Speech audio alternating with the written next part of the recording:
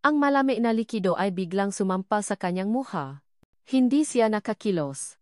Nanatili lamang siyang nakayuko sa sahi. Hawa pa rin ang basahan, habang nararamdaman ang pagtulo ng tubig mula sa kanyang buhok, sa kanyang noo, at sa malaking pilat na sumasakop sa kanang bahagi ng kanyang pisngi. Ayan.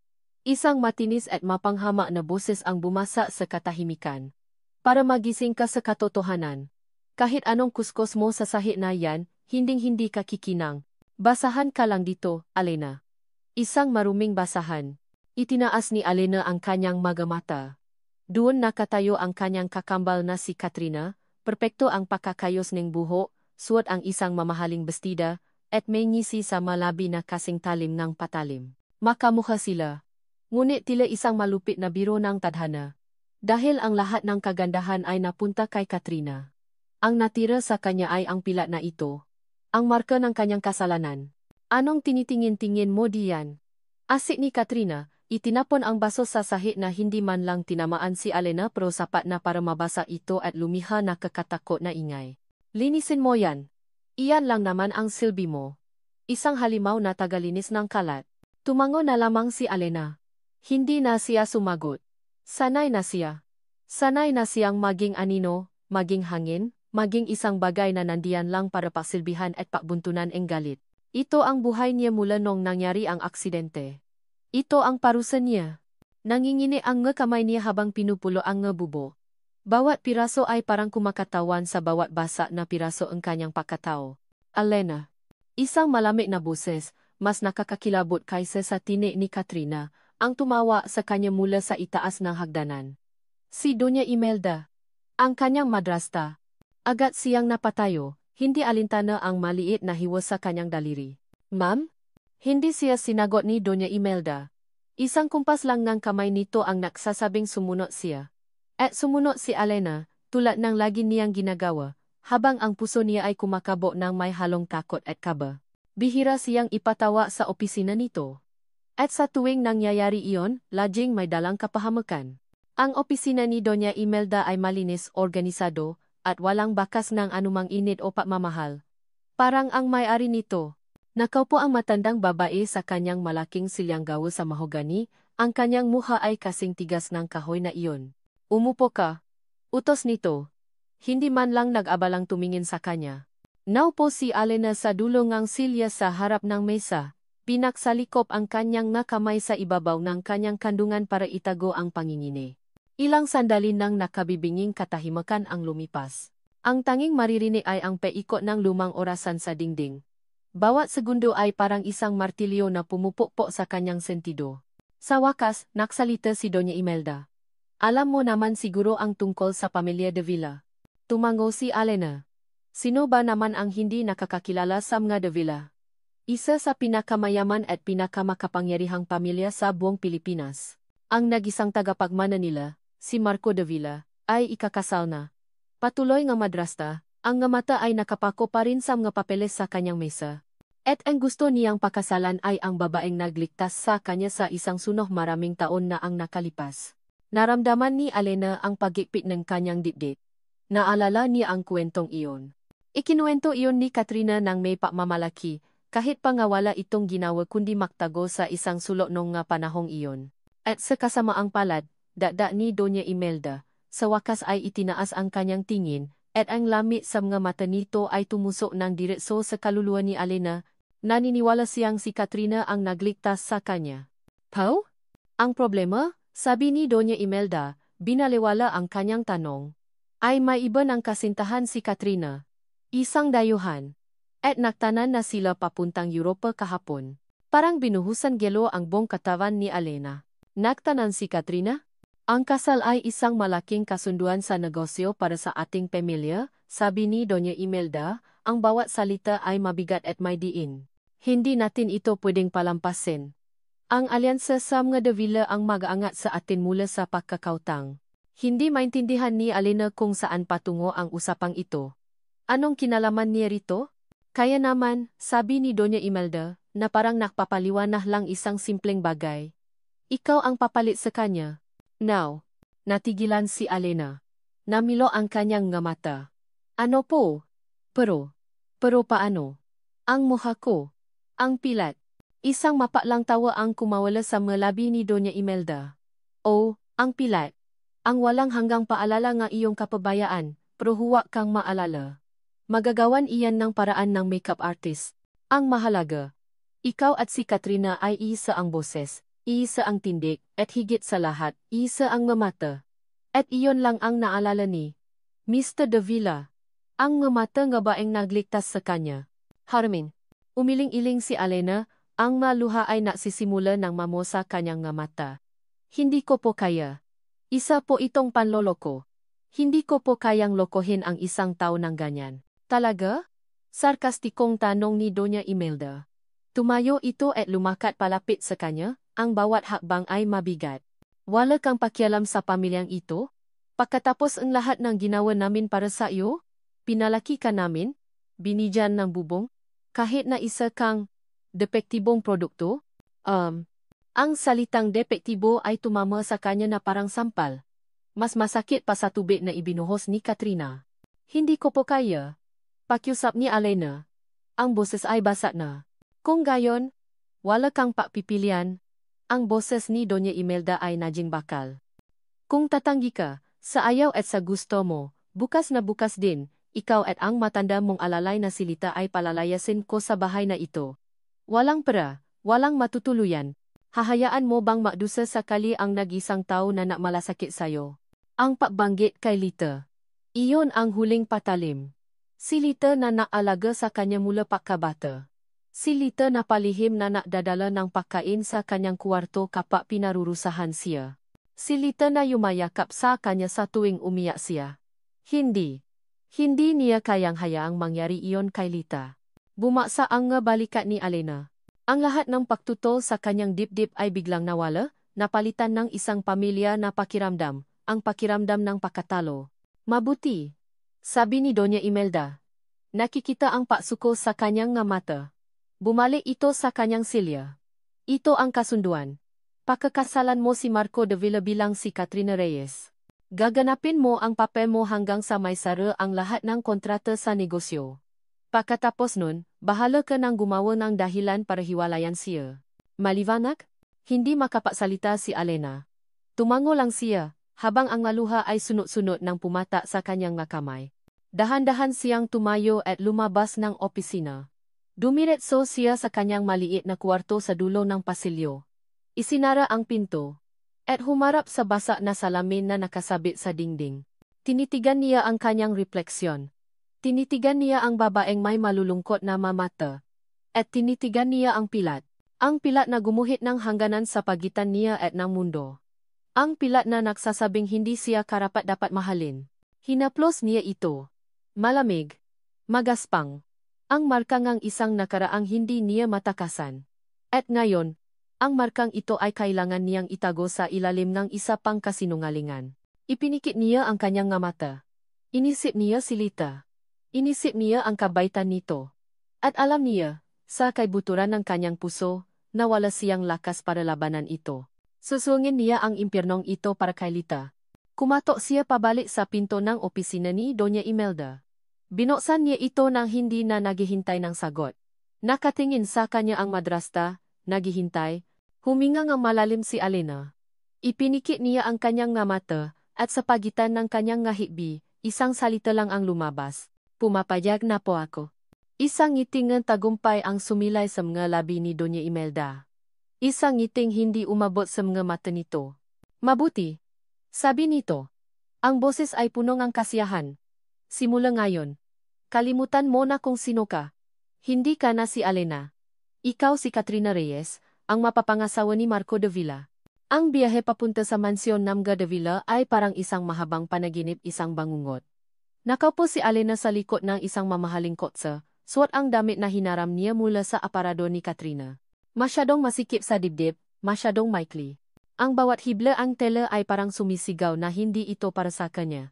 Ang kanyang mukha ay nababalutan ng makapal na makeup. Isang milagro, sabi ng makeup artist.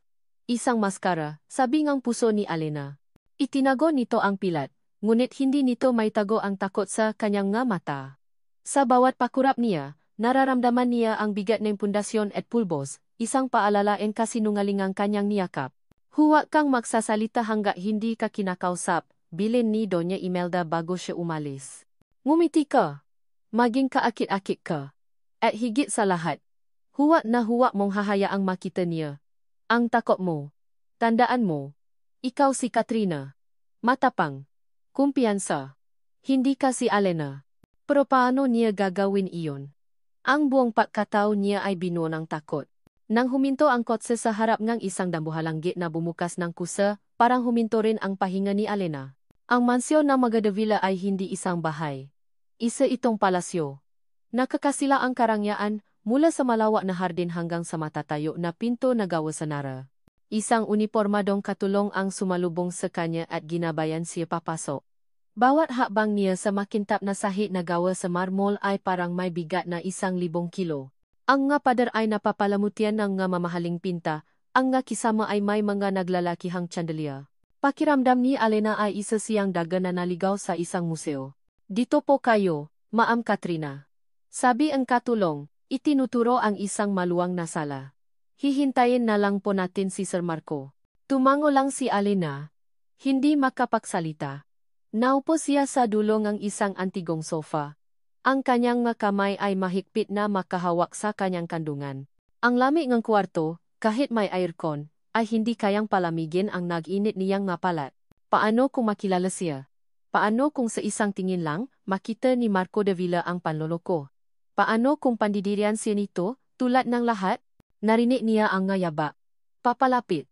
Mas bumilis ang tibok ng kanyang puso, parang gusto nang kumawala sa kanyang dibdib. Ipinikit niya ang kanyang nga mata, naghahanda para sa pinakamasama. Katrina. Isang boses. Malalim. Kalmado. Dahan-dahan niyang iminulat ang kanyang nga mata. Nakatayo sa harap niya ang isang lalaki. Matangkat, nakasuot ng simpleng puting polo at slacks, pero hindi may tago ang aura ng kapangyarihan. Ito si Marco Davila. Ang kanyang mukha ay mas gwapo pa kaysa sa mga litrato sa magasin.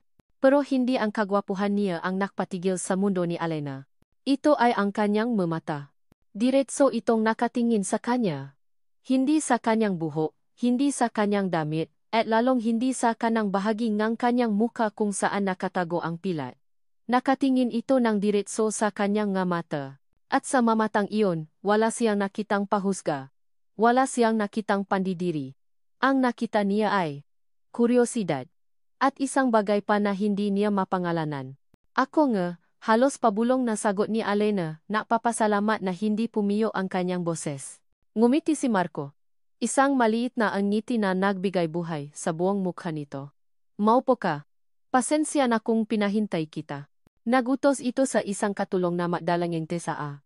Habang naghihintay, umupo si Marco sa silyang nasa tapat niya, hindi pa rin inaalis ang tingin sa kanya.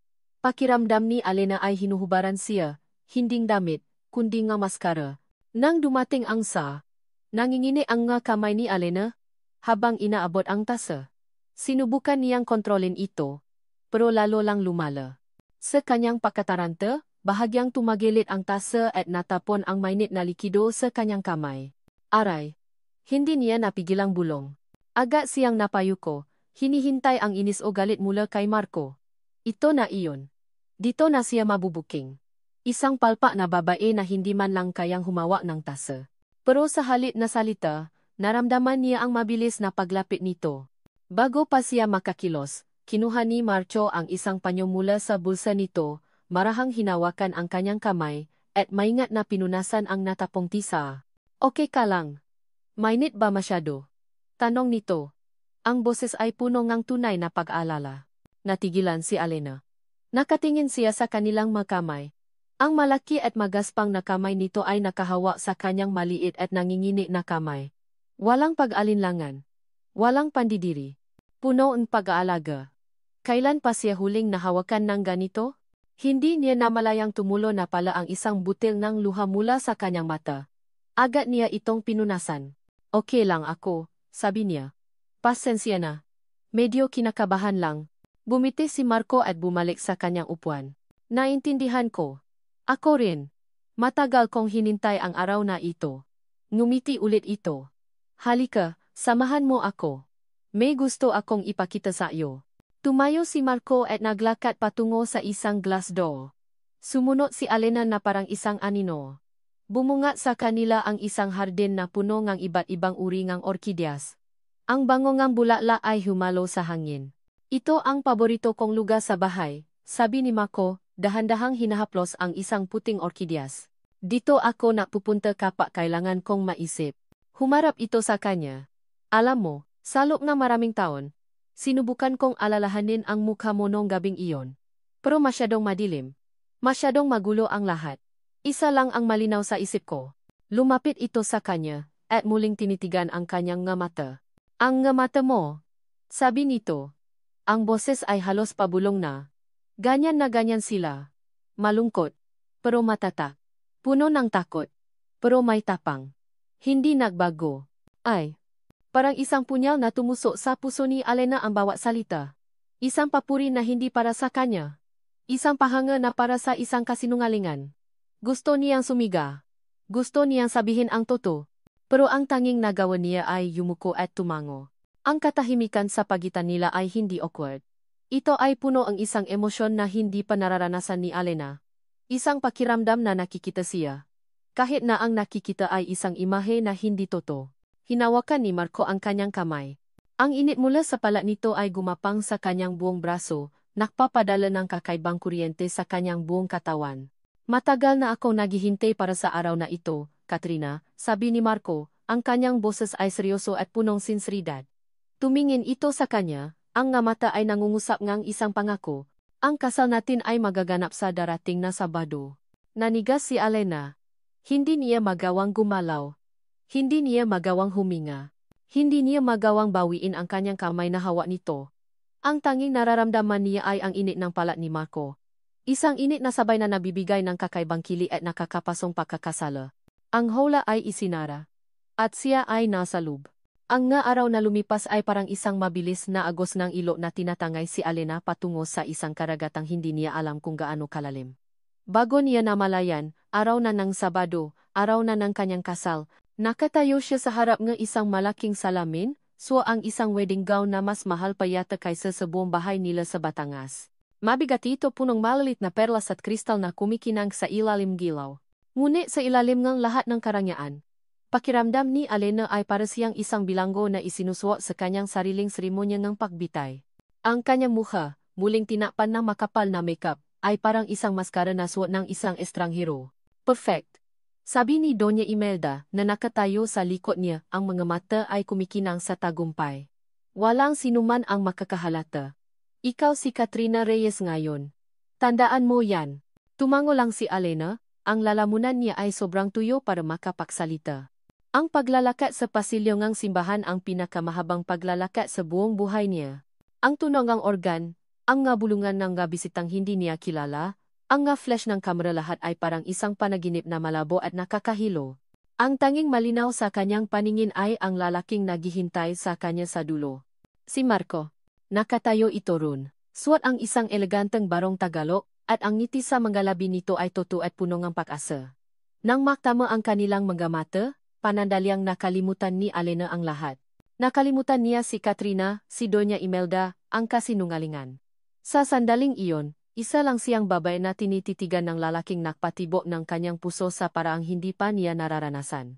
Ngunit nang hawakan ni Marco ang kanyang kamay, bumalik ang lahat. Ang lamig ng kanyang palat ay sumalubong sa init ng palat nito, at ang pagkakasala ay bumalik na parang isang alon na lumulunok sa kanya. Sumusumpa ka ba, Katrina Reyes? Nagsimula na ang pari. Ang mga salita ay pumapasok sa isang tainga ni Alena at lumalabas sa kabila. Ang isip niya ay lumilipat. Paano siya manganggakong habang buhay sa isang relasyong nagsimula sa isang napakalaking kasinungalingan? Biglang lumitaw sa kanyang isipan ang mukha ni Katrina, tumatawa ng mapanghama. Pagkatapos ay ang mukha ni Doña Imelda. Malami at nagbabanta. Ang banta ng pagpapalayas kay Lita. Namamahalin at paglilingkuran si Marco de Villa, sa hirap at ginhawa, sa sakit at kalusugan, hanggang kamatayan. Bumigat ang hangin. Tumingin ang lahat sa kanya, naghihintay. Tumingin si Marco sa kanya, ang nga mata ay punong kang pagtitiwala. Isang kasinungalingan. Isang malaking kasalanan. Ngunit ang mukha ni Lita, Ang matandang katulong na naaruga sa kanya, ang huling lumitaw sa kanyang isipan. Ang nga mata nitong laging may pag-aalala, ang nga kamay nitong laging handang umalalay. Hindi niya kayang ipakayit dito ang kaunting seguridad na mayroon ito. Huminga siya ng malalim, at sa pagbuga ng hangin ay kasama na ang lahat ng kanyang pag-aalinlangan. Tumingin siya sa mata ni Marco, at sa unang pagkakataon, sinubukan niyang magpanggap. Opo, padre, sabi niya, ang boses ay nanginginig ngunit matatag. Aido. Isang matamis na ngiti ang sumilay sa malabi ni Marco. Hinikpitan nito ang hawa sa kanyang kamay. Para sa lahat, isa itong takpo ng dalisay na pag-ibig. Para kay Alena, ito ang paglagda sa isang kontrata sa demonyo, gamit ang sarili niyang kaluluwa bilang kabayaran. Ang reception ay isang malaking pakdiriwangang karangyaan na dinaanan ni Alena na parang isang multo. Ang ngiti, ang bati, ang tos lahat ay malabo. Bawat "Congratulations Mrs. De Villa" ay parang isang insulto. Bawat pagtawa ay parang isang pangunguya sa kanyang panlilinlang. Ngumiti siya, tumango, at nagpasalamat. Ngunit ang kanyang isip ay nasa ibang lugar, nabibilang ng mga segundo hanggang matapos ang pagpapanggap na ito. At sa wakas, natapos din. Dinala siya ni Marco sa kanilang silid. Ang master's bedroom. Ito ay mas malaki pa sa buong sala nila sa Batangas. Isang malaking kama na may 4 na haligi ang nasa gitna, ang puting kumot ay tila najayaya. Ngunit para kay Alena, ang silid ay hindi isang pugat ng pagmamahalan. Isa itong magandang kulungan. Nang isara ni Marco ang pinto, ang tuno ng peklit ng lock ay umalingaw-ngaw sa buong silid. At sa puso ni Alena, ito na, sila na lang dalawa, walang ibang tao. Walang matatakbuhan. Dahan-dahang lumapit si Marco, tinatanggal ang butones ng kanyang barong. Ang bawat kilos nito ay puno ng kumpiyansa at kagandahang loob, ngunit para kay Alena, ito ay isang pagbabanta. Ito ang lalaking niloko niya. Ang lalaking biniyan niya ng isang basa na pangako. Anong karapatan niya na tumayo rito? Pagod ka na ba? Tanong ni Marco, ang boses ay malambing. Hindi sumagot si Alena. Nagsimula siyang umatras hanggang sa ang likod ng kanyang binti ay tumama sa gilid ng kama. Napopo siya. Ang kanyang katawan ay naninigas sa takot. Ngayong wala na ang mataw, ngayong sila na lang dalawa, siguro'y lalabas na ang tunay nitong kulay. Siguro'y ngayon na niya sisingilin ang utang na loob. Siguro'y ngayon na niya hahanapin ang katawan ni Katrina Reyes. Lumapit pa si Marco at umupo sa tabi niya. Ang bigat ng presensya nito ay halos makpaguho sa kanya. Inabot nito ang kanyang kamay. Agad na binawi ni Alena ang kanyang kamay na para siyang napaso. Napayakap siya sa kanyang sarili, ang nga balikat ay nangingini. Huwag!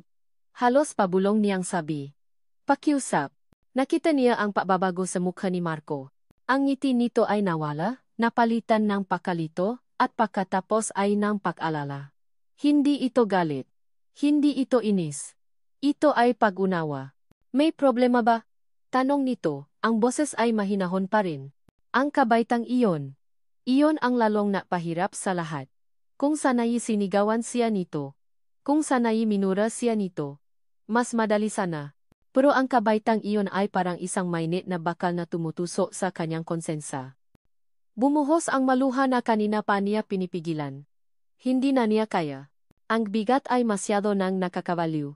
Hindi ako karapat-dapat para sayo. Sabi niya sa pagitan ng ngahigbi. Hindi. Hindi ako ang taong inaakala mo. Umiling-iling siya, ang luha ay tumutulo sa mamahaling bestida. Patawarin mo ako, Marco. Patawarin mo ako. Ito na ang pinakamalapit na paamin na kaya niyang ibigay. Handa na siya. Handa na siyang itaboy. Handa na siyang kamuhian. Naghihintay siya.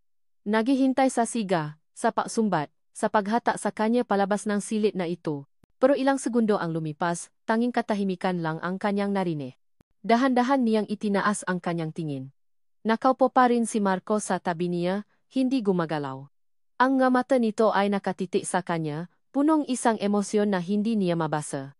Pagkatapos, isang malungkot na ngiti ang sumilay sa mga labi nito. Dahil ba sa pilat?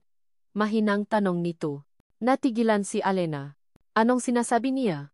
Hindi niya alam? O nakukunwari lang siya?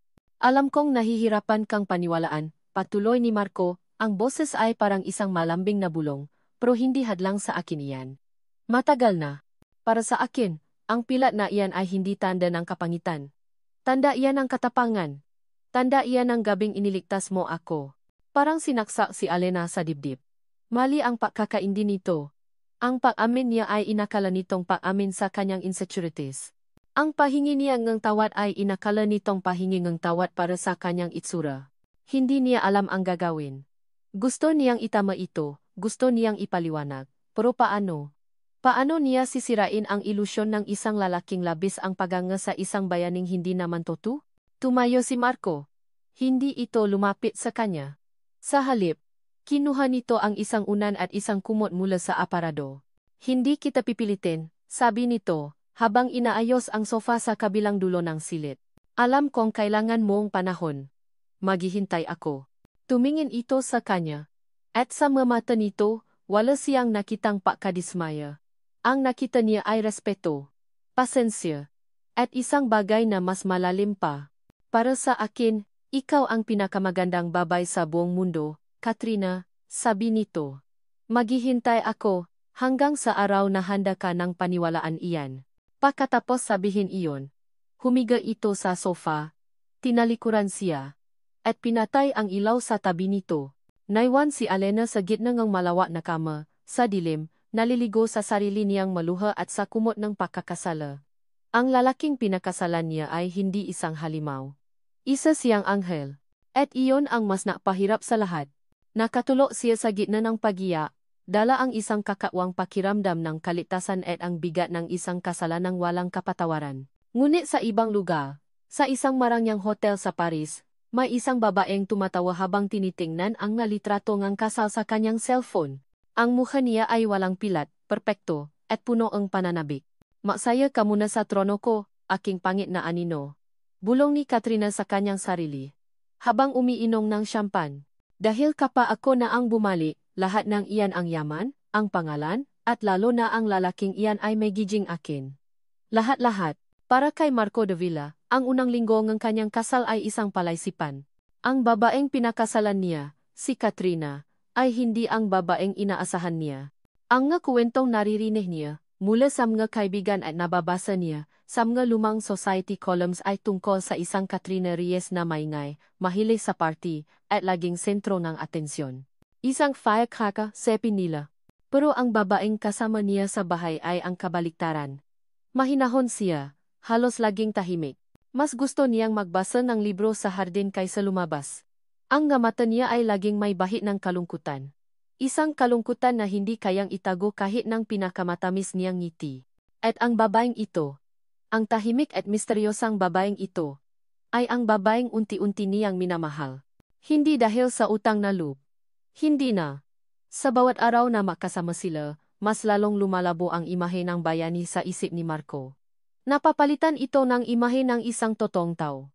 Isang babaeng namumula kapag binibigyan niya ng bulaklak. Isang babaeng nakikipaglaro sa mga aso sa hardin na parang isang bata. Isang babaeng may pusong mas malambot pa sa mga ulap. Isang gabi, dinala niya ito sa isang malaking charity gala. Isa ito sa mga event na kailangan nilang puntahan bilang mag-asawa. Inaasahan ni Marco na may lang ito, na magtatago ito sa isang sulok. Ngunit ang ginawa nito ay mas lalong nakpatibay ang kanyang nararamdaman. Habang abala ang lahat sa pag-inom ng champagne at pakikipag-usap, nakita niya si Katrina sa isang sulok ng ballroom. Kakwentuhan nito ang isang maliit na batang lalaki na umiyak dahil nawawala ito sa kanyang nga magulang. Mayroon itong kakaibang pasensya at lembing habang pinapatahan ang bata, tinutulungan itong hanapin ang pamilya nito. Maya-maya, nakita naman niya itong pasimpleng inaabutan ng isang platong puno ng pagkain ang isang pagod na waiter na hindi pa nakakapag-break. Walang nakakakita sa mga ginagawa nito. Walang kamera. Walang audience. Tanging siya lang. Iyon si Katrina. Ang asawa niya. Isang babaeng may ginintuang puso na nakatago sa ilalim ng isang malungkot na panlabas. Ang laki nga ipinagbago ng asawa mo, Marco, sabi ng isang kaibigan niya, si Anton, habang tinatapik siya sa balikat. Dati, hindi mo iyan mayaalis sa dance floor. Ngayon, parang santa. Ngumiti lang si Marco. Nagmature na siguro. Marriage changes people. Pero sa loob-loob niya, may isang maliit na bahagi na hindi mapakali. Ang pagkakaiba ay masyadong malaki. Masyadong malayo sa lahat ng kwentong narinig niya. Isang hapon, habang nasa opisina siya, nakatanggap siya ng tawag mula sa isang unknown number. Hello? Is this Marco de Villa? Tanong ngang isang babae sa kabilang linya. Pamilyar ang boses. Parang narinig na niya dati. Yes, speaking. Oh, hi. It's me, Clara. Kaibigan ni Kat. Naalala mo pa ba ako? Clara. Yes, of course, sagot ni Marco, kahit hindi niya talaga matandaan. I just called to say congrats. Nakita ko ang pictures, ang ganda-ganda ni Kat. Pero nashock talaga ako, you know. Biglan. Akalain mo, a few weeks ago lang, kasama ko pa siya sa bar, lasing na lasing at sumasayaw sa ibabaw ng mesa. Tapos ngayon, Mrs. De Villa na. Ang bilis ng nga pangyayari. Natigilan si Marco. Sumasayaw sa ibabaw ng mesa. Ang asawa niya. Ang babaeng halos hindi makatingin ng diretso sa kanya. Baka nakakamali ka lang, Clara, sabi niya, pilit na pinapakalma ang sarili. Ano ka ba? Impossible. Kilalang kilala ko si Kat. Anyway, pakisabi na lang miss ko na siya. Ha? At yung Hermes ba na ipinangako niya sa akin, huwag niyang kalimutan. Pagbibiruin ni si babay bago magpaalong. Pagkababa ang telepono, napatingin si Marco sa malayo. Ang nga piraso ngang palaisipan ay hindi makatukma. Ang babaeng inilarawan ni Clara ay ibang-iba sa asawa niya. Paano? Nang gabing iyon, umuwi siya ng may bigat sa dibdib. Nakita niya ang asawa niya sa hardin ng mga orkidyas, ang paborito nitong lugar. Maingat nitong dinidiligan ang mga puting bulaklak, ang mukha ay payapa sa ilalim ng papalubo na araw. Ang imaheng iyon ay parang isang pinta. Isang pinta ng kapayapaan at kabutihan. Hindi. Hindi ito ang babaeng sumasayaw sa ibabaw ng mesa. Hindi ito ang babaeng materyosa na nangangakong Hermes bag. Nilapitan niya ito. Nang maramdaman siya nito. Lumingon ito at ngumiti. Isang mahiyaing ngiti na laging napapabilis ng tibok ng kanyang puso. Ito ang babaeng minamahal niya. Hindi ang nasa isip ng ibang tao. Niyakap niya ito mula sa likod, isinandal ang kanyang baba sa balikat nito. Naramdaman niya ang paninigas ng katawan nito, pero hindi na kasing tindi ang dati. Huwag kang magbabago, okay? Bulong niya sa taingan nito. Just be who you are right now. This is the woman I love. Naramdaman niya ang bahagyang pat-relax nito sa kanyang mabraso. At sa sandaling iyon, pinili niyang kalimutan ang lahat ng kanyang pagdududa. Pinili niyang paniwalaan ang nasa harap niya, ang nararamdaman niya. Ang babaeng ito, sino man siya nun, ay ang babaeng nagpapasaya sa kanya ngayon. Iyon lang ang mahalaga. Kinabukasan. Habang abala si Marco sa isang serye nga meeting sa kanyang opisina, narinig niya ang isang notification mula sa kanyang computer. Isang email. Kadalasan ay hindi niya ito pinapansin, lalo na kung galing sa isang hindi kilalang address. Ngunit ang subject line ay kumuha ang kanyang atensyon. Subject. Ang katotohanan tungkol sa iyong asawa, Mr. De Villa. Kumunot ang no ni Marco. Pakiramdam niya ay isa lang itong masamang biro, o marahil ay isang blackmailer na susubok sa kanyang pasensya. Inisip niyang i-delete na lang ito. Ngunit ang padududang itinanim ng tawa ni Clara kahapon ay muling sumibol. Sa isang iglap ng pag-alinlangan, ginalaw niya ang mouse at binuksan ang email. Walang nakasulat na kahit ano. Isang attachment lang. Isang litrato. Nagload ito ng dahan-dahan. Ang mabagal na koneksyon sa internet ay parang nagpapataas ng tensyon. Una, lumabas ang itaas na bahagi ng isang ulo na may perpektong pagkakaayos na buhok. Pagkatapos, isang no na makinis at walang bahid. At pagkatapos, ang mga mata. Iyon ang mata nga niyang asawa. Ang hugis, ang kulay, ang pilik mata. Walang duda. Ngunit habang patuloy na naglolod ang litrato, isang bagay ang mali. Lumabas ang ilong. Ang malabi na nakangiti ng may kumpiyansa. At sa wakas, ang kanang pisngi. Makinis. Walang marka. Walang pilat. Parang isang suntok sa sikmura. Tinitigan ni Marco ang litrato. Isang babaeng kamuhang-kamuhang ang kanyang asawa, suot ang isang kumikinang na damit, nakatayo sa harap ng Eiffel Tower.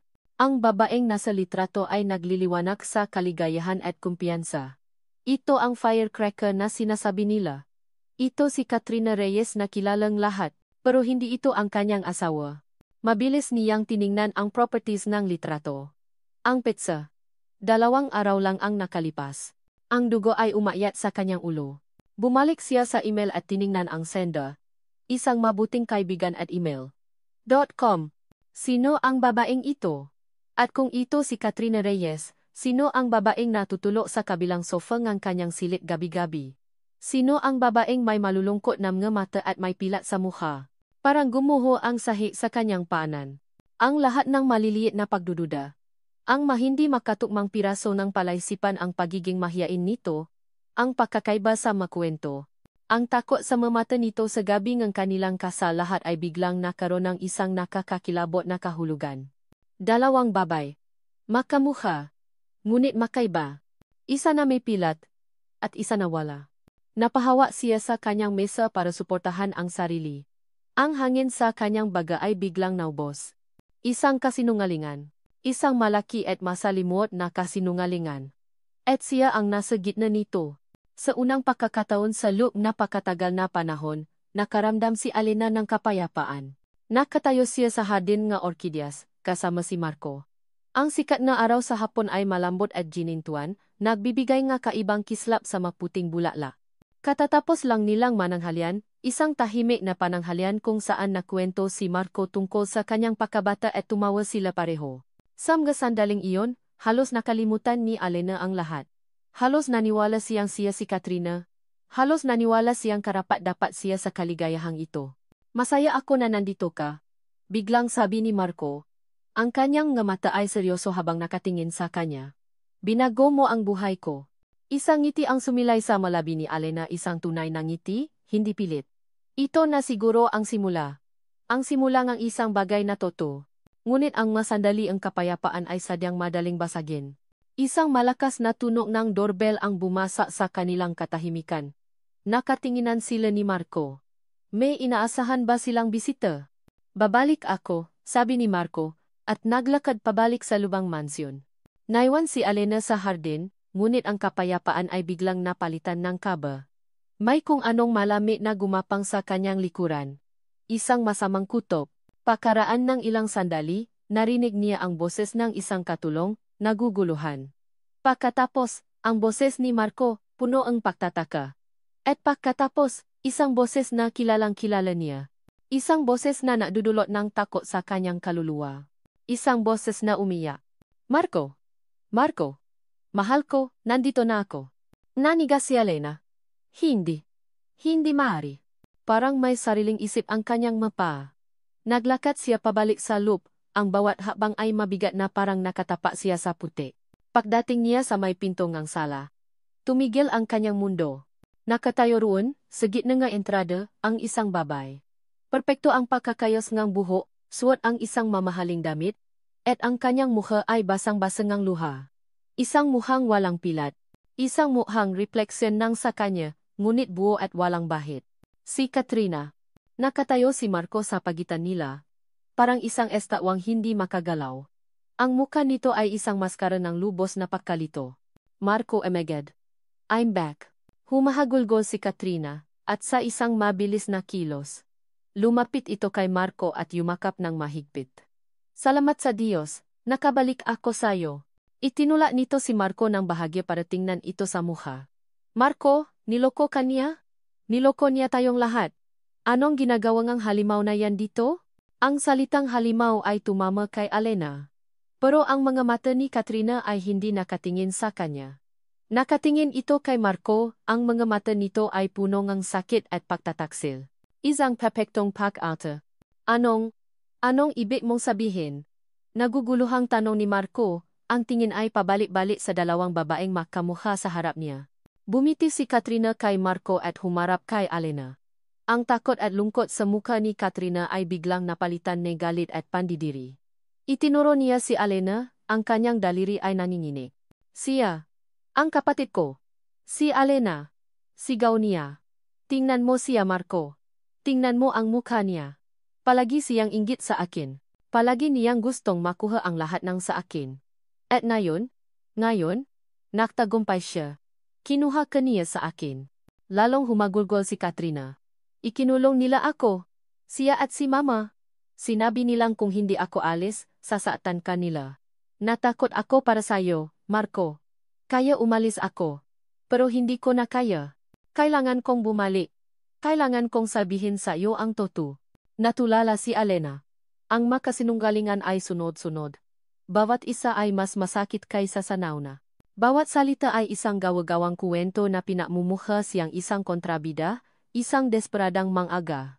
Gusto niyang magsalita, gusto niyang ipagtanggol ang sarili niya, pero walang boses na lumalabas. Parang may pumipigil sa kanyang lalamunan. Ang galing ng pag-arte ni Katrina, ang perpektong pag-iyak nito, ay mas kapani-paniwala kaysa sa anumang katotohanang sasabihin niya. Hindi totoo yan. Iyon lang ang nagawa niyang ibulong, ngunit ang kanyang boses ay mahina at nawala sa gitna ng malakas na pag-iyak ni Katrina. Hindi totoo. Sigaw ni Katrina, na parang nasaktan ng husto. Kinuha nito ang kanyang cellphone. Tingnan mo ito, Marco, tingnan mo ang nga mensahe niya sa akin. Ipinakita ni Katrina ang screen kay Marco. Nakita ni Alena mula sa malayo ang nga salita. Masalitang hindi niya kailanman sinulat. Layuan mo na si Marco. Ako na ang mahal niya ngayon. Huwag ka nang babalik, Katrina, kung ayaw mong pagsisihan ang lahat. Akin siya. Sa wakas, may isang bagay na naging akin. Ang nga salita ay puno ang pagbabanta at kayabangan mga katangiang wala siya. Isang perpektong paninira. Parang gumuho ang mundo ni Alena. Nakatingin siya sa mukha ni Marco, nahahanap ng kahit anong bahid ng pagtitiwala, ng kahit anong alaala ng masandaling makasama sila. Ngunit ang nakita niya ay isang mukha na puno ng sakit, pagkalito, at isang nagsisimulang pagkamuhi. Ang init at pagmamahal sa mga mata nito kanina lang ay nawala, napalitan ng isang malamig na yelo. Tumingin ito sa kanya, pagkatapos ay kay Katrina na umiyak, at pagkatapos ay pabalik sa kanya. Ang tiwala ay isang baso. At sa sandaling iyon, nakita ni Alena kung paano ito nabasa sa 1,000 piraso sa kanyang paanan. Huminga ng malalim si Marco, ang kanyang makamaw ay nakakuyom sa kanyang tagiliran. Ang kanyang boses, nang sa wakas ay naksalita ito, ay hindi na malambing. Ito ay malamig, matigas, at puno ng sakit. Sino sa inyo? Tanong nito. Ang boses ay nangingini sa pinipigilang galit. Sabihin ninyo sa akin. Ano ang totoo? Ang tanong ni Marco ay nakabitin sa hangin. Mabigat at puno ng pagbabanta. Ano ang totoo? Bago pa man makasagot si Alena, muling nagsalita si Katrina, ang boses ay puno ng panginginig. Tawagan mo si Mama, Marco. Tawagan mo siya ngayon din. Sasabihin niya sayo ang lahat. Ito ang huling patibong. Isang perpektong galaw sa kanilang laro ng chess. Alam ni Katrina na si Doña Imelda ay kakampi niya. Nangingini ang nga kamay ni Marco habang kinukuha ang kanyang cellphone. Nagdial ito. Naka-loudspeaker ang tawag, kaya narinig ni Alena ang bawat salita. Hello, Marco, iho? Ang boses ni Doña Imelda sa kabilang linya ay kalmado, ngunit may bahid na pag-alala. Tita Imelda. Nagsimula si Marco, ang boses ay basag. Nandito si Katrina. At may isa pang babae dito. Ang sabi niya ay kapatid niya. Si Alena. Isang sandali ngang katahimikan. Pagkatapos, isang malalim na buntong hininga. Diyos ko, sabi ni Doña Imelda, na parang nabigla. Nakabalik na si Katrina. At si Alena, anong ginagawa niya diyan? Sinabi ko sa kanyang huwa na huwa magpapakita sayo. Ang bawat salita ng kanyang madrasta ay isang pako na ibinabaon sa kanyang kabaong. Ang pag-arte nito ay napakagaling. Pinalabas nitong si Alena ang may kasalanan, ang suwail, ang nakplano ng lahat. Tita, totoo ba? Tanong ni Marco. Totoo bang si Alena ang kasama ko sa lahat ng panahong ito? Patawarin mo kami, iho? Sabi ni Doña Imelda. Ang boses ay puno ng pagsisisi. Hindi ko na alam ang gagawin. Nagmakaawa sa akin si Alena.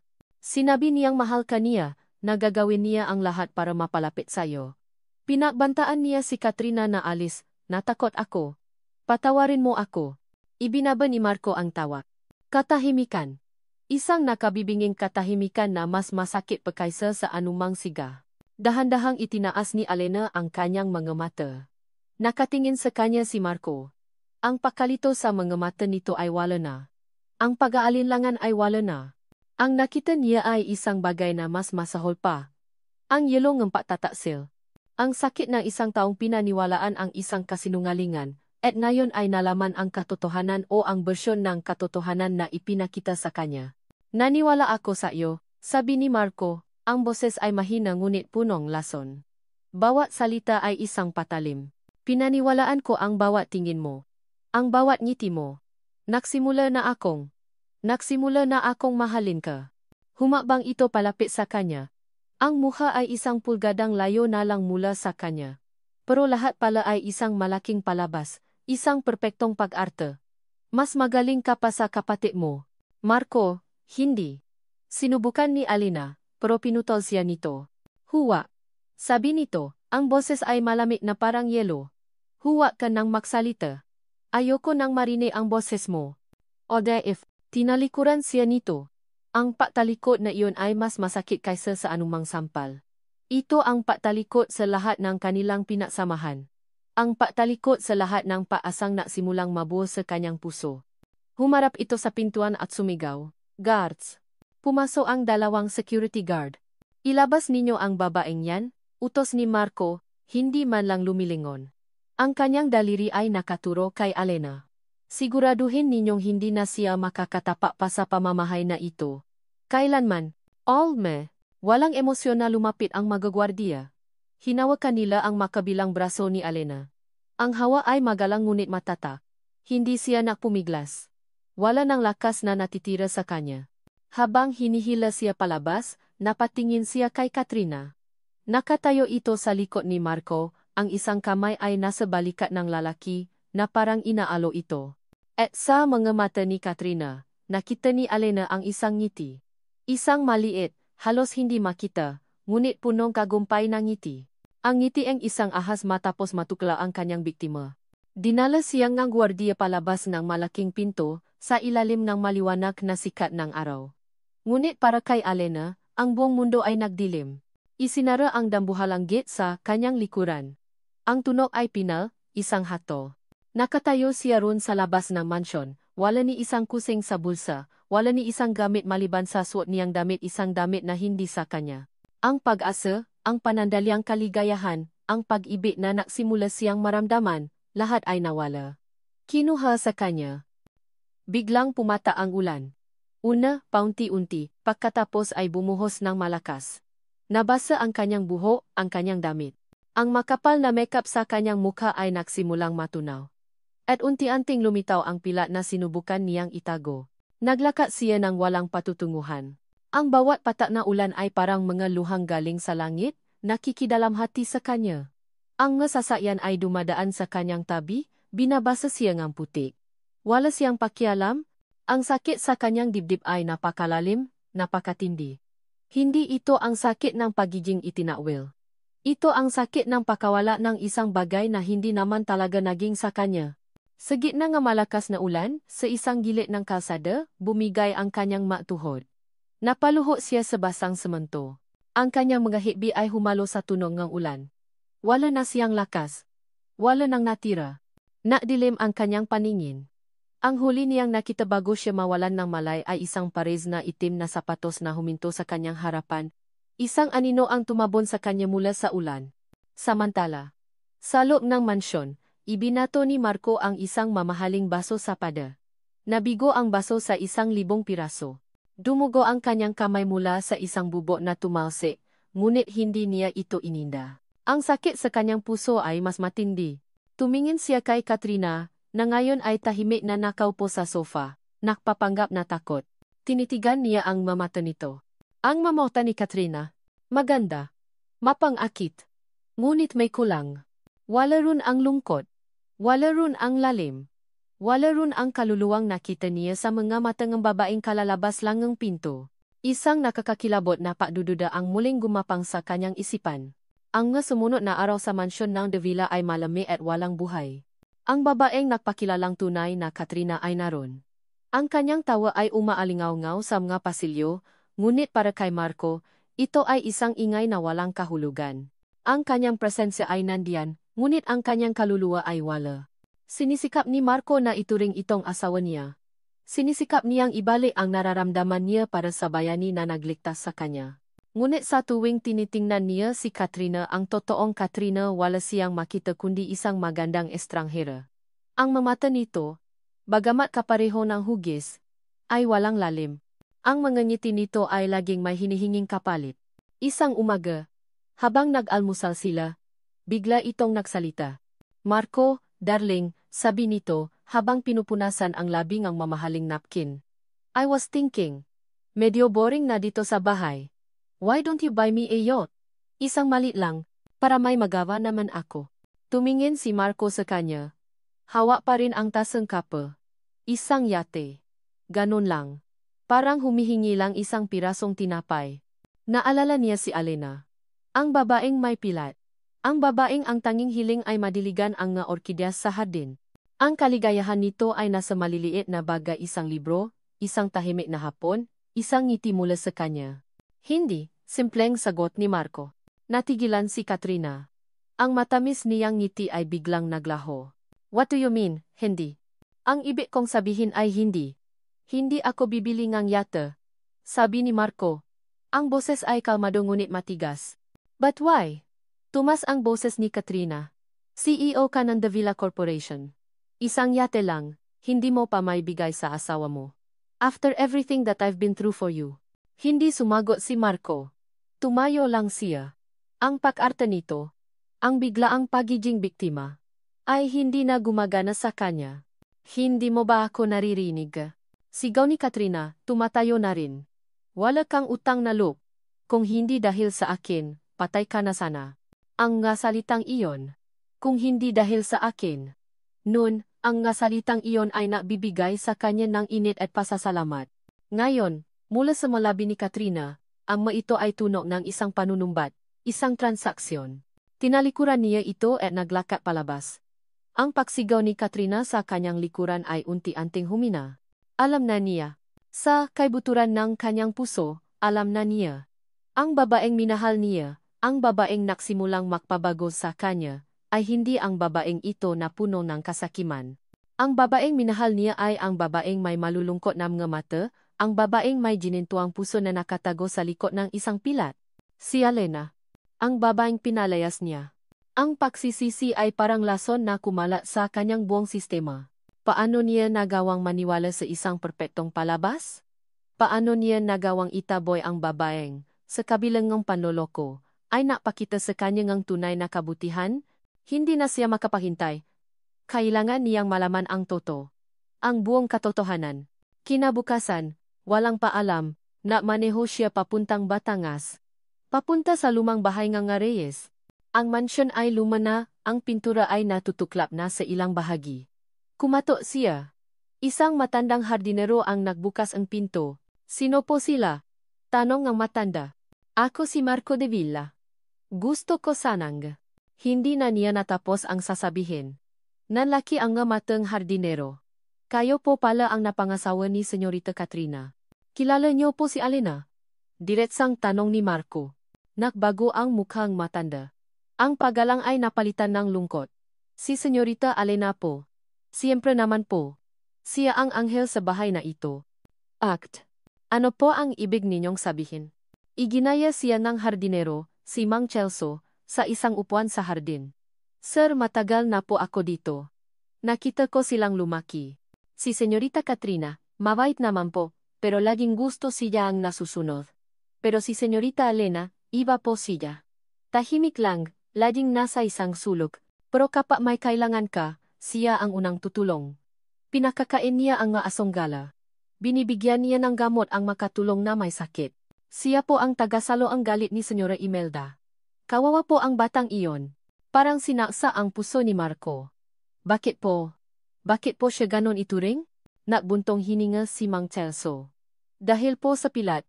Mula nung maasidente sila, isinisi na lahat ni Senyora ang kamalasan kay Senyorita Alena. Ginawa siyang parang utusan sa sarili niyang pamamahay." Umiling-giling si Marco, hindi makapaniwala sa naririnig. Ang kuwento ni Mang Celso ay 100% kabaliktaran ng kuwento ni Doña Imelda. Napasalamat si Marco at umalis, ang kanyang isipan ay puno ng bagong katanungan at isang lumalaking galit. Galit sa sarili. Galit sa mataong nanakit kay Alena.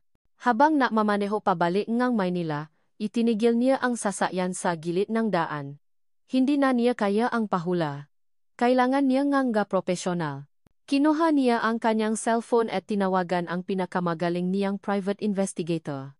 Miguel, it's Marco. Sir, anong may paglilingkod ko sa inyo? I need you to drop everything you're doing. I have a priority case for you. Sabi ni Marco, ang boses ay matigas at desidido. I want you to investigate everything. Everything. Ang aksidente sa sasakyan ni Alena Reyes maraming taon na ang nakalipas. Ang sunog sa warehouse ko sa Laguna. At gusto kong alamin mo ang lahat tungkol sa isang lalaking nagngangalang Ricardo Vargas. Ricardo Vargas? Ang dating kalaban sa negosyo ang pamilya ninyo? The very same, kumpirma ni Marco. At higit sa lahat, Miguel, hanapin mo si Alena Reyes. Hanapin mo siya. Now. Lumipas ang 2 araw. 2 araw ngang impyerno para kay Marco. Bawat segundo ay parang 1 oras. Bawat pagtunog ng telepono ay nagpapakabo sa kanyang dibdib. Sa ikatlong araw, habang nakatulala siya sa bintana ng kanyang opisina, tumuno ang kanyang private line. Si Miguel. Sir, sabi ni Miguel. Ang boses ay apurado. Walang paligoy-ligoy. Nahanap ko na si Miss Alena Reyes. Napahawa na mahigpit si Marco sa telepono. Nasaan siya? Ayos lang ba siya? Isang sandali ngang pag-alinlangan mula sa kabilang linya. Sir, may problema. Anong problema? Siga ni Marco. Nasa isang luma at maliit na ospital siya dito sa Tondo. Mukhang nakasakit siya ng husto matapos siyang umalis sa inyo. Parang dinuro ang puso ni Marco. Pero hindi lang iyon ang problema, sir, patuloy ni Miguel. Ang boses ay mas bumaba at naging mas seryoso. Kaya ako tumawag agad. May isang taong kararating lang dito sa ospital. At nagtatanong siya tungkol sa kanya. Sino? Si Ricardo Vargas, sir. Kakarating lang niya. Parang isang bomba ang mga salita ni Miguel. Ricardo Vargas. Hindi na nagisip si Marco. Ang tanging nasa isip niya ay si Alena. Si Alena na maisa, may sakit, at ngayon ay nasa panganib. Saan yan, Miguel? Ay text mo sa akin ang address. Papunta na ako, sigaw niya sa telepono habang tumatakbo palabas ng kanyang opisina. Hindi na niya pinansin ang kanyang sekretarya na nagtatangkang matanong. Ang biyahe papuntang Tondo ay isang impyerno. Bawat pulang ilaw sa trapiko ay isang pagsubok sa kanyang pasensya. Bawat bus na humaharang sa kanyang daan ay gusto niyang banggain. Ang isip niya ay lumilihang 1,000 nakakatakot na eksena. Bakit nandun si Ricardo Vargas? Anong kailangan niya kay Alena? Nang sa wakas ay marating niya ang maliit at lumang ospital. Halos mapunit niya ang pinto ng kanyang kotse sa pagmamadali. Sinalubong siya ni Miguel sa entrada. Sir, nasa room 204 siya. Nandun na rin ang backup ko sa labas, nagmamasid, sabi ni Miguel. Si Vargas, pumasok sa loob. Pero lumabas din agad. Mukhang may hinahanap lang. Tumanga si Marco at tumakbo papasok, paakyat ng hagdanan. Ang puso niya ay kumakabo ng napakabilis, hindi lang dahil sa pagod, kundi dahil sa takot at pananabik. Nahanap niya ang room 204. Huminto siya sa harap ng pinto, huminga ng malalim, at dahan-dahang binuksan ito. Ang tumambat sa kanya ay isang eksenang dumuro sa kanyang puso. Nakahiga sa isang lumang kama si Alena. Ang kanyang mukha ay maputla, ang kanyang malabi ay tuyo. Mas payat siya kaysa dati. Ang pilat sa kanyang mukha ay tila mas naging malinaw dahil sa kanyang kaputlaan. Sa tabi niya, nakaupo sa isang siya, ay isang matandang babae na napupunas ng kanyang no gamit ang isang basang bimpo. Si Lita. Tumingala ito at nanlaki ang mga mata nang makita si Marco. Agad itong tumayo, ang mukha ay nagpapakita ng pinahalong takot at galit. Anong ginagawa mo dito? Mahinang sabi ni Lita. Ang boses ay nanginginig ngunit puno ang pagbabanta. Hindi pa ba sapat ang ginawa mong pananakit sa kanya? Umalis ka na. Pero hindi nakatingin si Marco kay Lita. Ang kanyang mata ay nakapako kay Alena. Sa tunog ng kanilang boses, dahan-dahang iminulat ni Alena ang kanyang mata. Nang makita niya si Marco, isang iglap ng gulat ang dumaan sa kanyang mukha, na agad napalitan ng takot. Sinubukan niyang bumangon, ngunit masyado siyang mahina. Marco. Bulong niya. Walang sinabi si Marco. Lumakat siya palapit sa kama. Bawat hakbang ay parang isang paamin sa kanyang kasalanan. Umupo siya sa silyang iniwan ni Lita. Tinitigan niya si Alena, ang babaeng pinalayas niya, ang babaeng sinaktan niya ng husto. Ang pagsisisi ay napakatindi, halos hindi niya makayanan. Patawarin mo ako, sabi niya. Ang boses ay basat. Ang mga salitang iyon ay hindi sapat. Walang salita ang sapat. Inabot niya ang kamay ni Alena. Malami ito. Alena, patawarin mo ako. Naging tanga ako. Nabulak ako. Pero maniwala ka sa akin. Ikaw. Huminga siya ng malalim, hinahanap ang tamang nga salita. Ikaw ang minahal ko. Ang kabutihan mo, ang puso mo. Hindi dahil sa utang na loob. Hindi dahil sa isang kwento. Dahil sa kung sino ka. Ako ang may kasalanan. Patawarin mo ako. Tumingin lang si Alena sa kanya. Ang mata ay nagsisimula ng mamasa. Umiling-iling ito. Kasalanan ko rin. Nagsinungaling ako. Hindi, mabilis na sabi ni Marco. Pinili ka lang nila. Alam ko na. Hindi ko alam ang lahat. Pero alam kong biktima ka lang dito.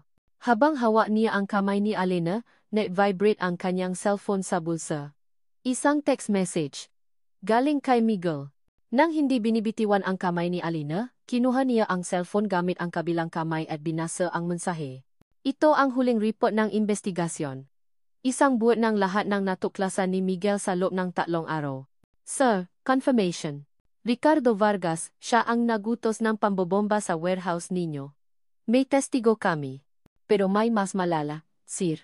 Ang aksidente ni Alena Reyes, hindi aksidente. May nakuhang police report. Isang hit and run. Ang sasakyang ginamit. Na-trace namin. Ang may-ari. Isang dating driver ni Ricardo Vargas. Parang huminto ang pag-ikot ng mundo.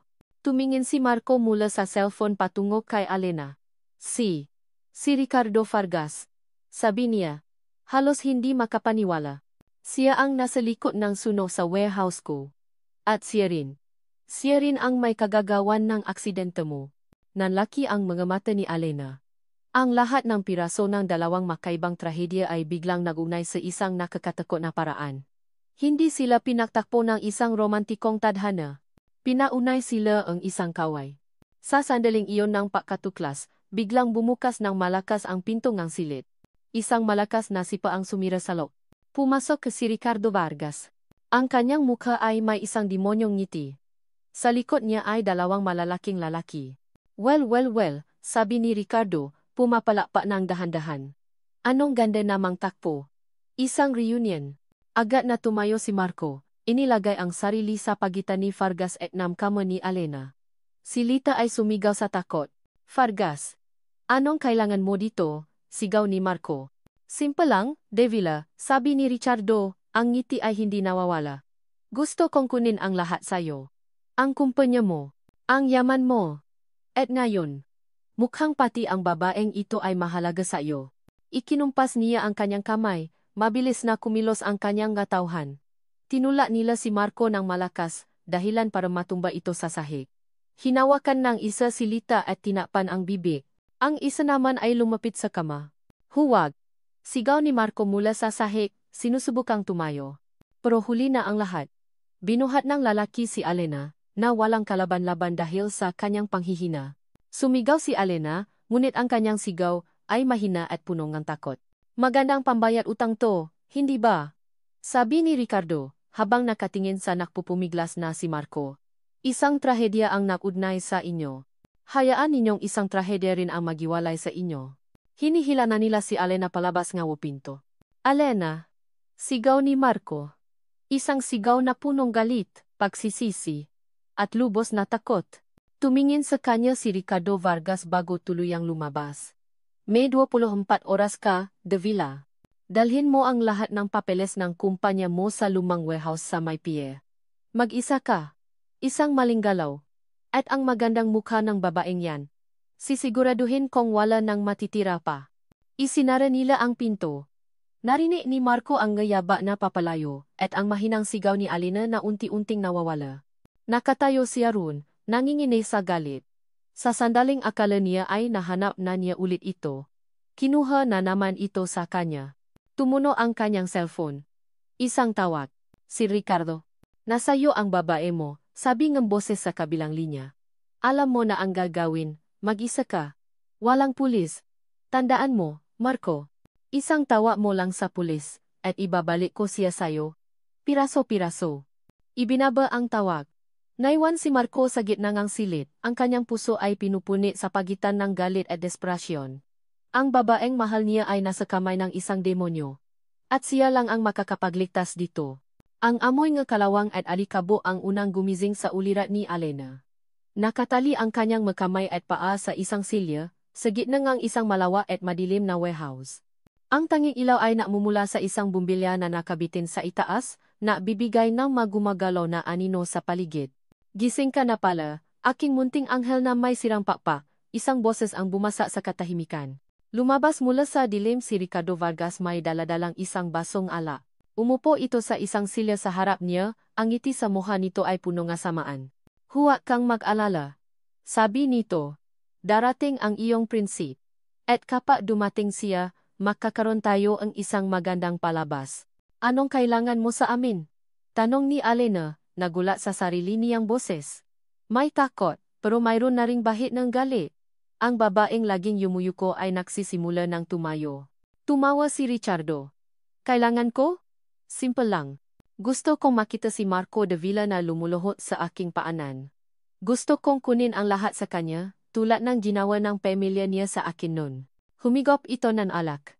At ikaw? Ikaw ang perpektong pen.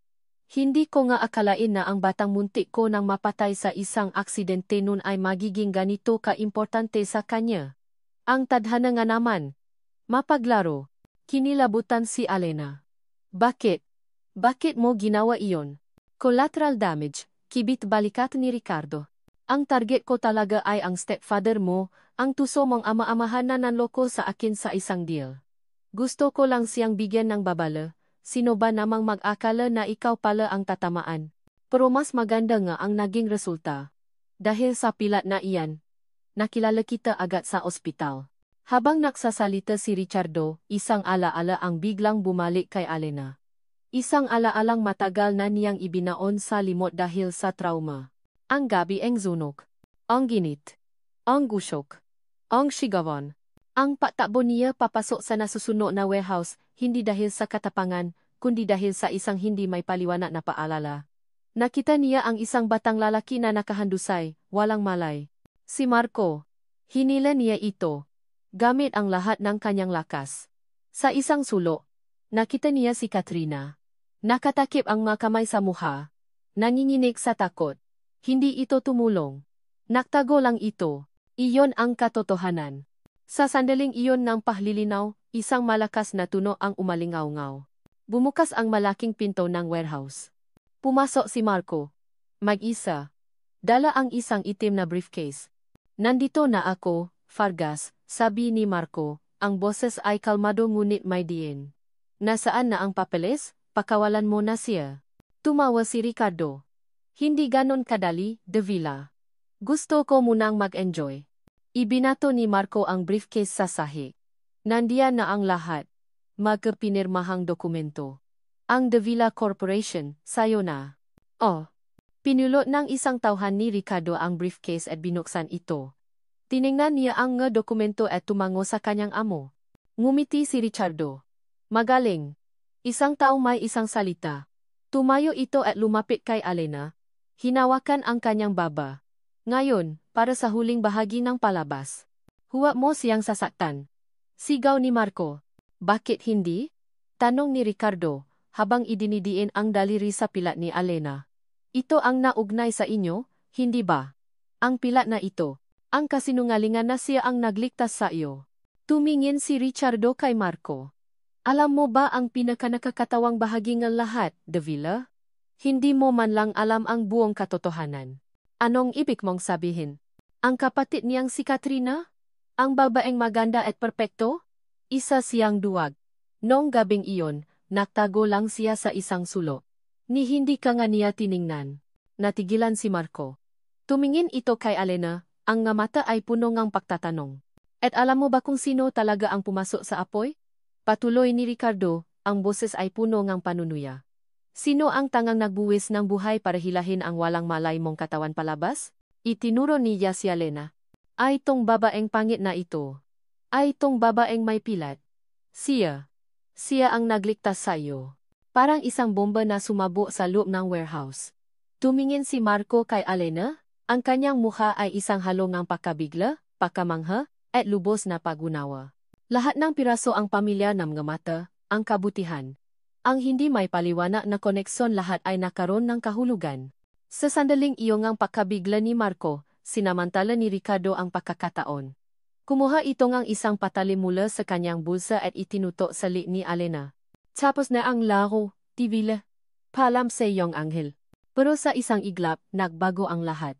Biglang bumukas ang lahat ng pinto ng warehouse. Pumasok ang isang SW. Ate team. Armado at handa. Drop your weapon. Police. Natigilan si Ricardo. Paano? Akala mo ba?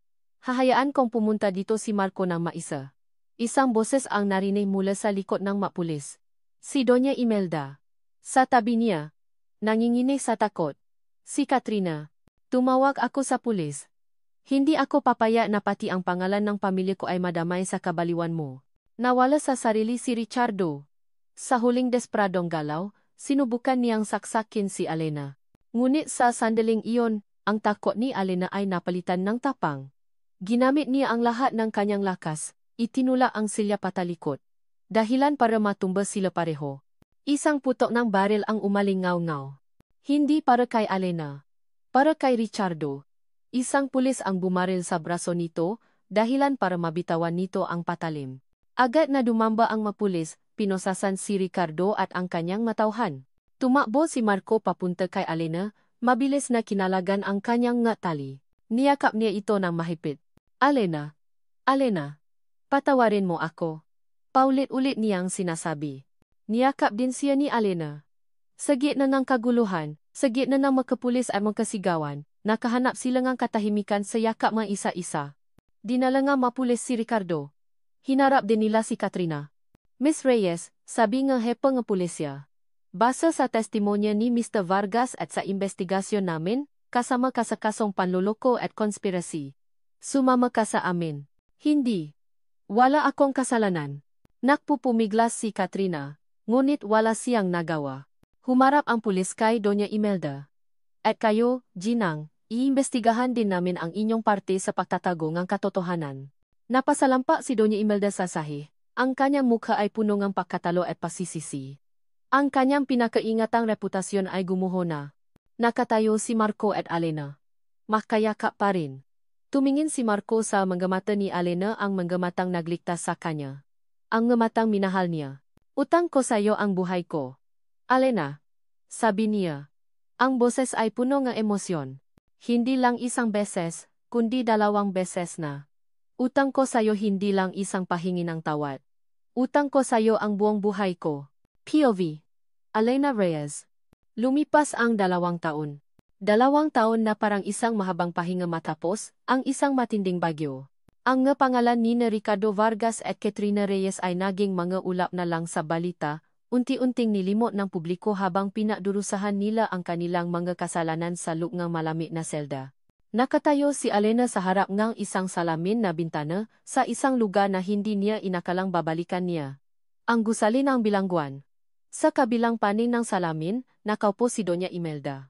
Ang dating matigas at palalong mukha nito ay napalitan na ng guhit ng pagsisisi at pangungulila. Tumanda ito ng higit pa sa 2 taon. Hindi sila naksalita. Hindi na kailangan. Ang katahimikan sa pagitan nila ay hindi na punong takot o galit, kundi nga isang mapait na pag-unawa.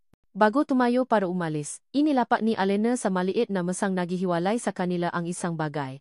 Isang tangkay ng puting orkidyas. Ang bulaklak na sumisimbolo sa kapayapaan sa hardin ni Marco. Nakita niya ang bahagyang panginginig ng labi ni Doña Imelda. Isang butil ng luha ang pumata mula sa mga mata nito. Hindi sumagot si Alena. Tumalikod na siya at naglakad palayo. Hindi ito pagpapatawad para sa ginang. Ito ay pagpapatawad para sa kanyang sarili. Ang pagputol sa huling tanikala na nagwudnay sa kanya sa masakit na nakaraan. Sa paglabas niya sa gusaling iyon, naramdaman niya ang isang bigat na tuluyang nawala sa kanyang mga balikat. Sa wakas, malaya na siya. Pov. Marco de Villa.